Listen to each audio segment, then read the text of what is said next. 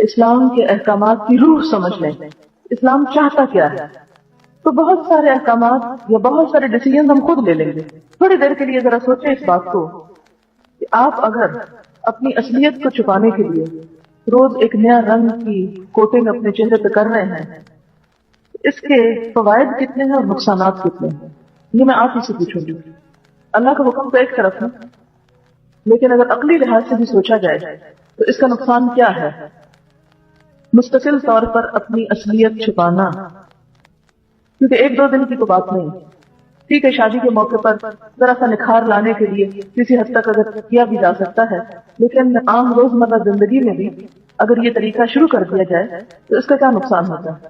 اس کا جسمانی نقصان بھی ہے کہ کیمیکل اور مستقل ایک نقلی چیز لگانے سے ظاہر ہے کہ وہ پوری کوٹنگ ہو جاتی ہے، آکسیجن اندر نہیں جذب ہو رہی اور ایک دوسری کی چیز آپ نظر آ رہے ہیں. دوسرا نقصان، شکل دیکھ کر ایسی عادت ہو جاتی ہے کہ اگر ان کی اصلی شکل کسی وقت نظر آئے تو وہ دیکھنے کو دل ہی نہیں چاہتا، انسان اس کو ایکسپٹ نہیں کر سکتا. بالکل ایسے جیسے ہوائیاں اڑی ہوئی اور سخت پریشانی یا مصیبت نازل ہوئی ہے.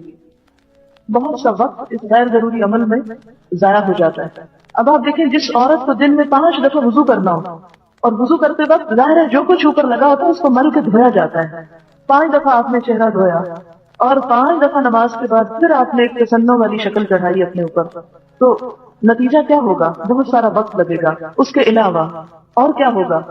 مثلاً کوئی مرگ ہو گئی، کوئی فوتگی ہو گئی، تو اب اس میں آپ کو سارا میک اپ کس طرح کرتے ہیں؟ اور اسی وجہ سے آپ دیکھتے ہیں آج کل ان موقعوں پر بھی لوگ پورے میک اپ کے ساتھ بیٹھے ہوتے ہیں، کیونکہ اب افورڈ نہیں کر سکتے نا کہ وہ اس کو چھوڑ دیں.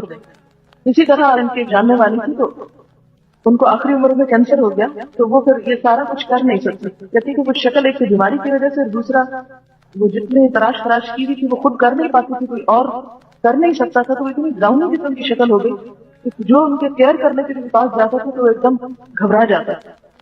تو اس لیے انسان اپنی اصل پر رہے تو وہی زیادہ بہتر ہے. تسنہ بہت زیادہ شکل پر ہوتا ہے تو اس کا اثر اندر بھی انسان پہ جاتا ہے، اندر سے بھی انسان یا اس کا رکھ رکھاؤ اور طرز زندگی میں بھی ایک بناوٹ آتی ہے. قرآن پاک میں ایک آیت آپ پڑھیں گے کہ وما انا من المتکلفین، میں تکلف کرنے والا بنا کر نہیں بھیجا گیا.